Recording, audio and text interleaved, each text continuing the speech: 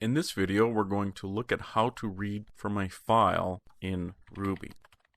So 1202RB is one of the working files available on the DVD with the videos or available on the website. And it's a file that shows you some of the basic ways that files can be read in Ruby.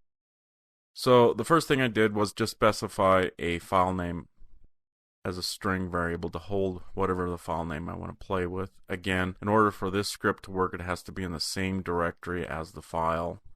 So if it's not, you need to specify an absolute path. The first way we looked at in another video, which is using this block construct here, where we open the file name and then do with a do, and then we have a file, and then we loop across each line in that file using this while loop, using gets on the file. So you can see that the file itself supports the gets method, and that gets each line in there. And we set the line to that, whatever that current line is, print it, get the next one. That's one way. Now, of course, this is Ruby, so there's actually a little bit easier way if you're just going to read each line in. And using IO, again, that's a class. So this would be a class variable. We give it the file name. Remember, that's declared up here. And then we give it a block.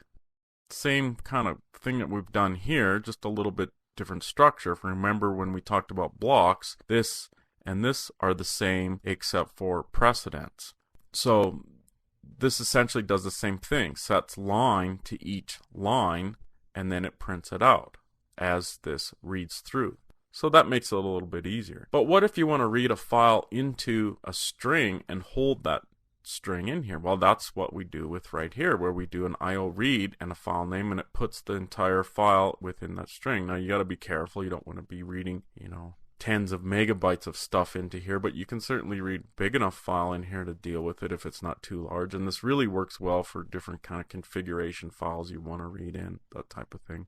And then we just print it out here. We can also ask things about it. Since it's in a string, now it supports all the different string methods available, and we just do a simple get the length on it, how many characters it has. Finally, we can actually read into an array, and we can do that with read lines. So that reads each line and puts that into an array structure, and then we can print out or access each line as a particular element in that array. And that's what this last one does here. It shows you what the first line would be by accessing the array element 0. So let's go ahead and run that program.